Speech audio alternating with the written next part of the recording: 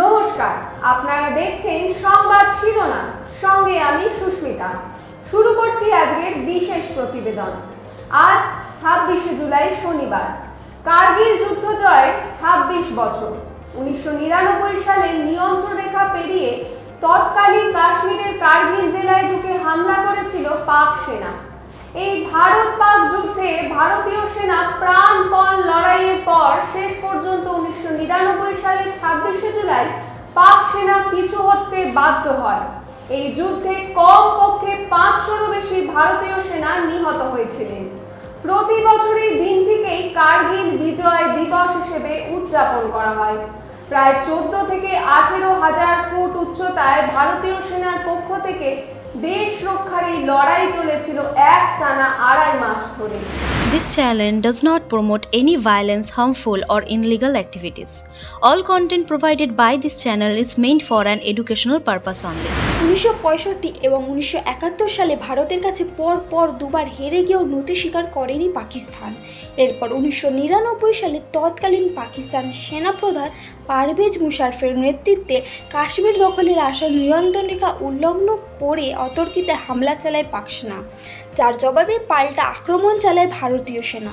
মে মাসের 3 তারিখ সাদা পোশাকে ভারতীয় সীমান্ত রেখা পেরিয়ে প্রবেশ করে পাকিস্তানি সেনার নর্দার্ন লাইট ইনফ্যান্ট্রি। কার্গিল দখল করে ভারতীয় সেনাবাহিনীর একাধিক পোস্টে হামলা চালায় তারা। শত্রুপক্ষকে দমন করতে যুদ্ধ সীমান্তে প্রায় 30,000 সেনাবাহিনী মোতায়েন করে ভারতীয় সেনা। হিমালয় পার্বত্য শিখরের সবচেয়ে উঁচুতে ভারত পাক রক্তক্ষয়ী যুদ্ধে শহীদ হয় 500-এরও বেশি সেনা জওয়ান।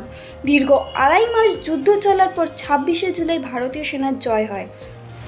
প্রধানমন্ত্রী নরেন্দ্র মোদী, রাষ্ট্রপতি দ্রৌপদী মুর্মু ও প্রতিরক্ষামন্ত্রী রাজনাথ সিং তাদের নিজস্ব এক্স হ্যান্ডেলে দেশের বীর সেনাদের প্রতি শ্রদ্ধা জ্ঞাপন করেছেন।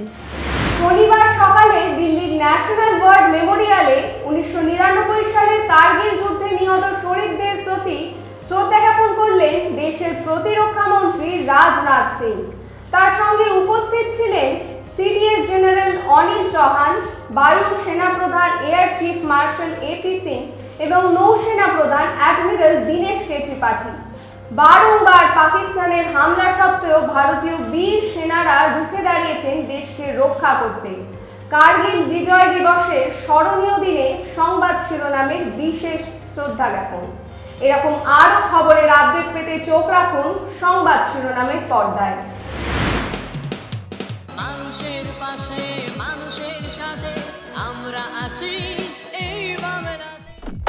আপনারা দেখছেন সংবাদ শিরোনাম ডিজিটাল, মাথা উঁচু করে এগিয়ে চলার শপথ।